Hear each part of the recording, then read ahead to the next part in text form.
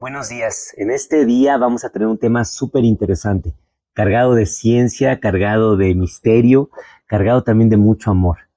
Vamos a conocer la historia de Jacobo Grinberg y de Pachita. ¿Y qué tienen que ver los dos? ¿Y qué tienen que ver con Seso y Corazón? Y bueno, todo esto empezó porque recientemente hice un viaje a la Ciudad de México con un muy buen amigo.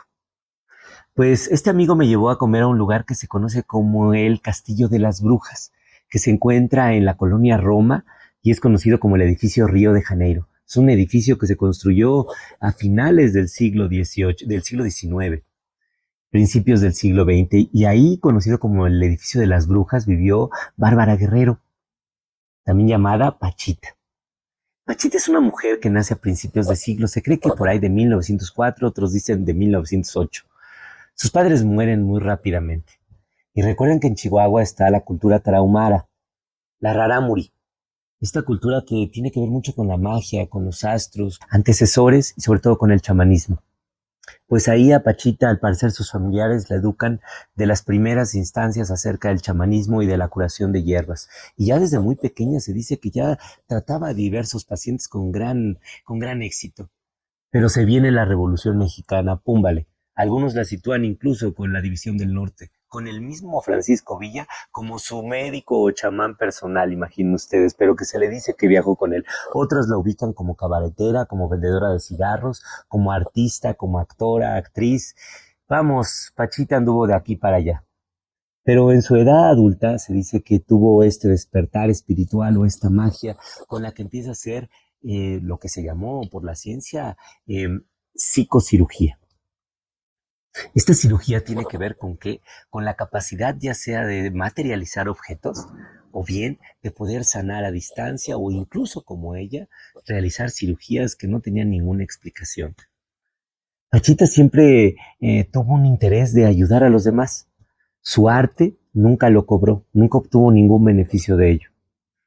Cuentan las leyendas incluso que fue invitada por las esposas de los presidentes Carlos Salinas de Gortari y Ernesto Zedillo a sus aposentos privados para que le pudieran transmitir la sabiduría o para realizar alguna sanación o para hacer algún tipo de cirugía. Se dice que con una de ellas se hizo y con otra de ellas la despreció totalmente. ¿Qué habrá visto? No lo sabemos. Es una historia que se cuenta. Pachita realizó cirugías por miles. Se documentaron al menos más de 5,000 cirugías, psicocirugías que ella hacía o sanaciones. No solamente eran cirugías, sino también a veces la gente iba a platicar con ella para recibir consejos, para hacer un cambio de vida. Pero siempre ella con una actitud totalmente desinteresada. Sus historias viajaron a través de los estados y a través del tiempo y fueron recibidas por nuestro siguiente personaje, el doctor Jacobo Grinberg.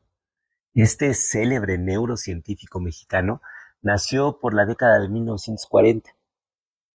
De padres también mexicanos, siempre fue un hombre sumamente curioso por aprender las cosas y por conocer el funcionamiento del todo. Esto lo llevó a la Universidad Nacional Autónoma de México, donde se destacó como un muy buen psicólogo y después empezó a estudiar neurocientíficamente el cerebro. Se volvió un neurofisiólogo de mucho renombre, fundando el primer Instituto de la Conciencia en México. Imagínense, el precursor de todos nosotros, de todos los que amamos el funcionamiento del cerebro y la búsqueda de la conciencia, de dónde nos encontramos, pues Jacobo Grinberg funda esto. Es catedrático en la UNAM, es catedrático en la Anáhuac, un tipo extremadamente reconocido.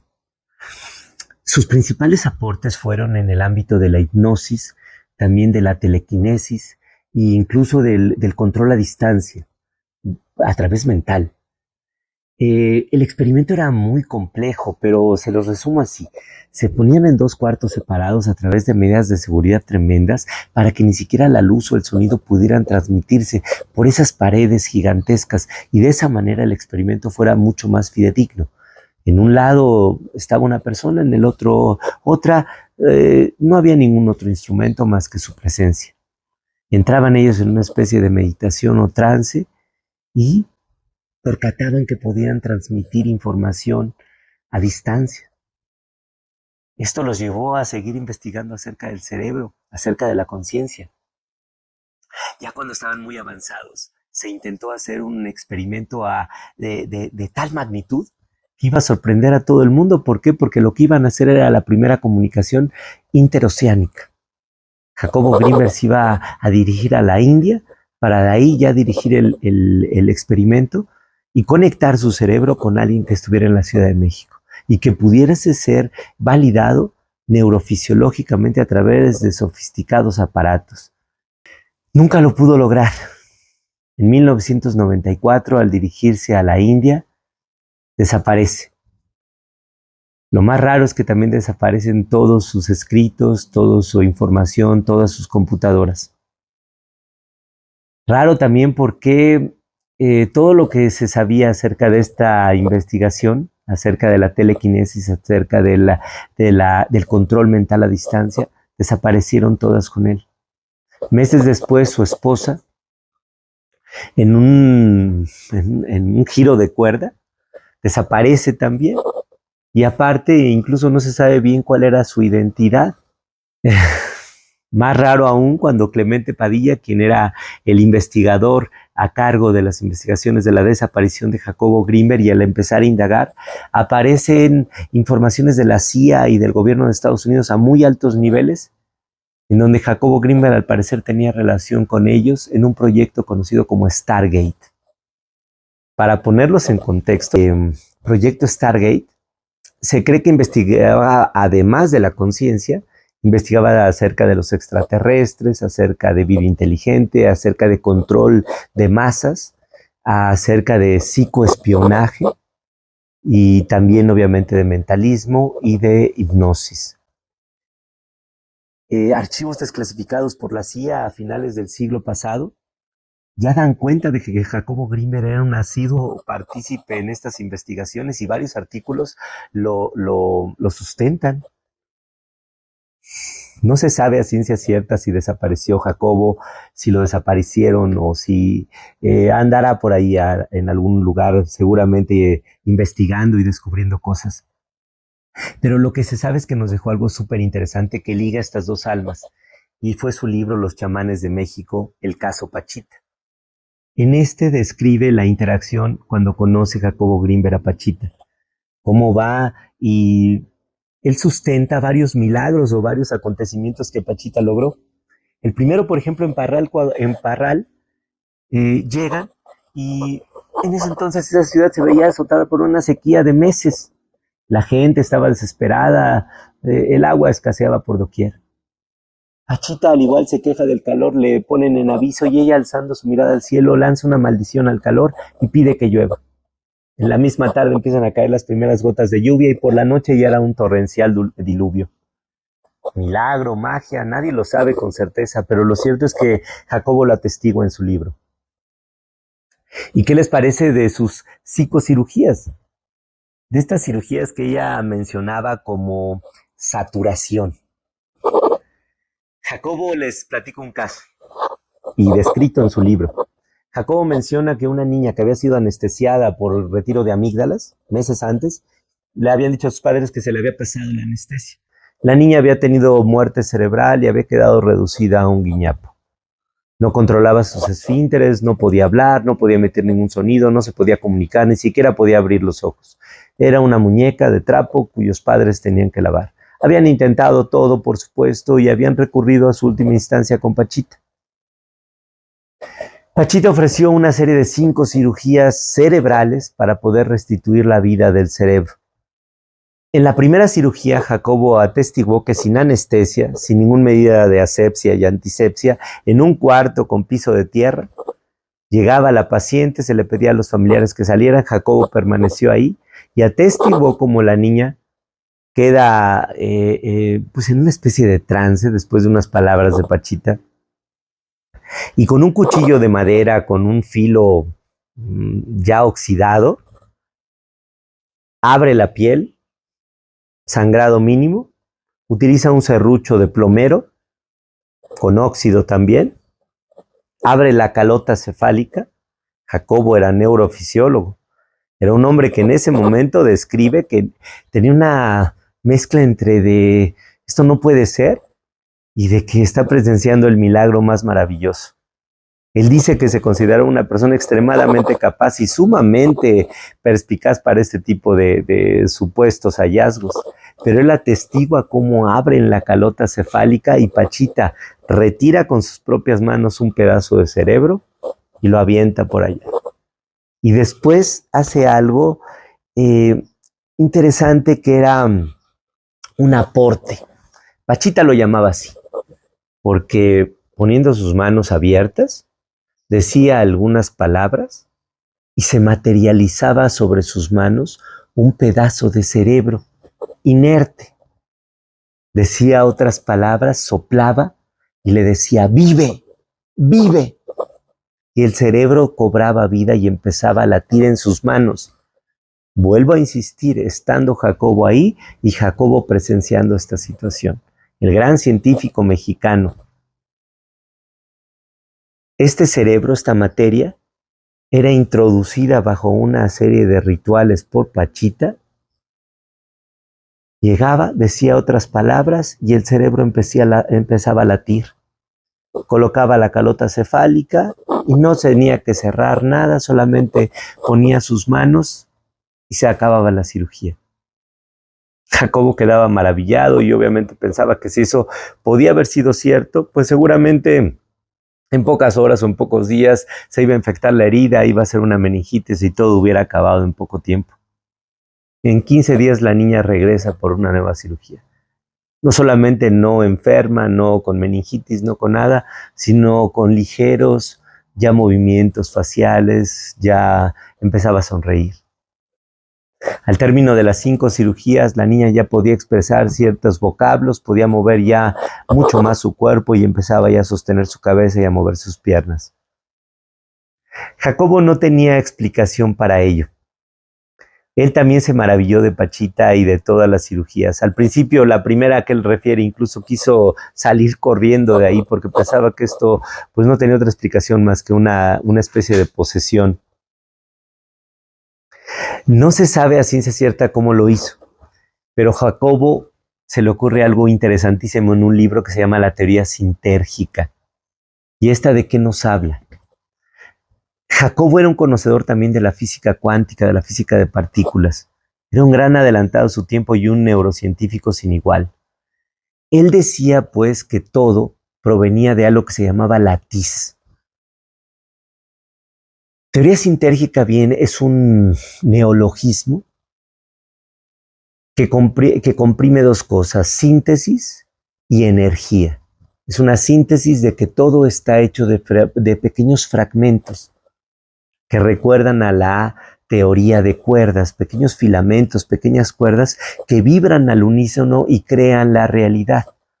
Jacobo decía que esta latiz era una especie de celosía, imagínense, una especie de entretejido que al momento de interactuar entre sí creaba la realidad y había zonas de mucha distorsión y zonas de muy poca distorsión. Estas zonas de muy poca distorsión son las que a nuestros ojos son áreas del espacio vacías completamente. Áreas como, por ejemplo, la materia oscura, la energía oscura, esas vorágines de lugares espaciales donde no hay nada, donde no ocurre nada. Pues ahí decía Jacobo que se encontraban las de muy baja distorsión y las de alta distorsión, pues sería esta flor, seríamos tú y yo. Entre más distorsión es cuando más interacción tiene la materia. Este latiz, este entretejido. Y ahí creía Jacobo que trabajaba el cerebro de Pachita. Jacobo creía que nuestro cerebro es una especie de decodificador de esta matriz, de esta latiz, de este campo cuántico, imagínate, y que tu cerebro desdobla esta realidad, lo cual tiene que ver mucho con las teorías científicas que actualmente conocemos. Pero la clave viene aquí. Jacobo dice que todo depende del estado vibracional de la persona, del cerebro, es decir, de tu estado de conciencia. Jacobo creía que Pachita trabajaba en un estado de conciencia superior que había sido improntado en su infancia primaria. Allá cuando estaba en la Sierra Tarahumara, allá cuando convivió con los chamanes, se le hizo creer a Pachita que podía ser capaz de hacer este tipo de cirugías. Y Pachita, como un niño que aprende a andar en bicicleta, aprendió a operar así y creyó que era posible. ¿Recuerdan el subconsciente? Recuerdan que los primeros 6 años de la formación de un niño son los más importantes porque ahí es donde está la decodificación cerebral. Entonces esto coincide completamente con lo que dijo Pachita, con lo que le pasa a Pachita. Porque estos seres mágicos, estos chamanes, lo que hicieron fue programar a Pachita para ser la grandísima curandera que llegó a ser. Lo que hicieron fue elevar el nivel de conciencia, hacer que el cerebro se biotransformara, imagínense, creara estructuras neuronales, carreteras neuronales que interconectaran otras partes del cerebro, que le permitieran al cerebro interactuar con esta latiz, con esta matriz cuántica, con esta radiodifusora. Porque con esto te das cuenta que el cerebro es solamente como un radio. El cerebro capta energía, fotones, y los transforma en la realidad o en lo que tú crees que es la realidad. Pues eso es exactamente lo que dice la teoría sintérgica. Dice Jacobo Grinberg que el cerebro lo que hace es interactuar con esta latiz, pero dependiendo de cómo esté el estado de conciencia, es decir, tu estado vibracional, es lo que va a aportar al resultado final. Y esto explica entonces por qué Pachita podía hacer estos aportes. El aporte que es una materialización, lo que ella consideraba que era el cerebro, cómo aparecía por ahí. Pachita lo hacía interactuando con su cerebro y lo plasmaba allá. Por cierto, Pachita no creía que era ella la usufructa de este poder. No. Pachita lo que creía era que ella era solamente un vórtice. Imaginen ustedes un avatar, un robot, que poseído por espíritus, en este caso el del hermanito Cuauhtémoc, porque así le llamaba ella, decía que Cuauhtémoc penetraba su cuerpo, la poseía de alguna manera y él es el que realizaba las curaciones. Ella jamás aceptó el crédito por estos portentos. Ella decía que no era más que el hermanito que hacía estas cosas y él mejoraba. Jacobo describía esto como un verdadero milagro. Estuvo mucho tiempo con Pachita, documentó mucho esto y Jacobo decía sin reparo que había sido estos meses, estos años que había interactuado con Pachita lo que le había permitido cambiar su percepción de la realidad y de ser un mero científico, alguien que solamente creía en la ciencia, a ser a alguien que creía que podía ser posible el control a distancia, el control mental a distancia, la hipnosis, la telequinesis, la levitación. ¿Por qué? Porque el cerebro es magnífico. El cerebro puede biotransformarse y desarrollarse en lo que tú quieras. Y esto nos lleva a seso y corazón. ¿A cuál va a ser el aporte de nosotros para ti? Pues el aporte para ti va a ser una teoría maravillosa, también descrita por la ciencia, que se llama la teoría del espejo. La teoría del espejo describe que tú puedes mejorar tu realidad haciendo este ejercicio. La próxima vez que te veas al espejo, lo que vas a hacer es no ver tu reflejo como actualmente está, sino tú vas a ver el reflejo de la persona a la que quieres llegar a ser. Imagínate que quieres dejar un vicio. Imagínate que este vicio ha causado ya merma en tu salud, a lo mejor estás un poco pasado de peso, a lo mejor estás tosiendo todo el tiempo, a lo mejor los dientes los tienes mal, a lo mejor algún infortunio te ha pasado y quieres cambiar. Pues no vas a ver a la persona ahora con este estómago abultado, no vas a ver a esta persona tosiendo, no vas a ver a esta persona de características ya paupérrimas, no. Te vas a imaginar esa persona que vas a querer llegar a ser, este otro yo que va a ser el verdadero que va a cambiar. Te vas a levantar cada día y vas a experimentar el sentir al verte este hombre biotransformado. Vas a ver este hombre ya delgado, con un motivo de vida, con amor, con paz. ese es el que vas a ver. Después de eso, vas a vestirte y vas a empezar a actuar, pero vas a actuar como ese hombre que ya eres. Y día a día vas a estar haciendo esto hasta que tu subconsciente se lo crea. Recuerda, el sistema reticular activador, el tallo cerebral, el cerebro reptiliano, pues ahí es donde vas a llegar con esto. El cerebro recuerda que no distingue entre la verdad, entre lo que es real y lo que no es real. Para el cerebro es lo mismo, para el subconsciente es lo mismo, y ahí es donde tú tienes que llegar. Ahí vas a improntar esta idea y vas a creerte día a día que ya eres este nuevo hombre. Así como lo hicieron con Pachita, así como lo hizo Jacobo Greenberg con él mismo, y así como lo han hecho tantos otros que han triunfado, tú también puedes cambiar. Yo lo he hecho. Yo he cambiado, yo he transformado. Yo he visto al hombre que quiero llegar a ser y estoy trabajando para ello. Tú también puedes hacerlo desde tu trinchera. El cerebro no es una estructura rígida. El cerebro ni siquiera puede pensarse que es una estrategia, es una estructura que no pudiese cambiar. Pachita lo removía en pedazos, de un cerebro muerto a un cerebro vivo. Y no importa si lo crees o no lo de Pachita, pero lo que debes de creer es en los hechos. Y los hechos duros es que un neurocientífico presenció un milagro tal vez, pero un cambio, una percepción diferente de la realidad puede hacer una transformación magnífica en ti, en tu cuerpo y en tu forma de vida.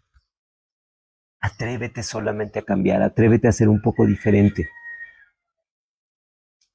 La teoría del espejo también te pide tranquilidad. El subconsciente no es algo que reaccione rápidamente ni inmediatamente.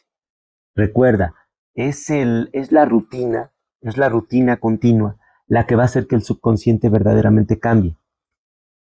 Pero ya iniciaste. Y así como Jacobo Greenberg y Pachita creyeron, también nosotros creemos que puede ser diferente. Y podemos creer y creemos que debes de llegar a ser quien tú quieres ser. Atrévete a soñar con nosotros.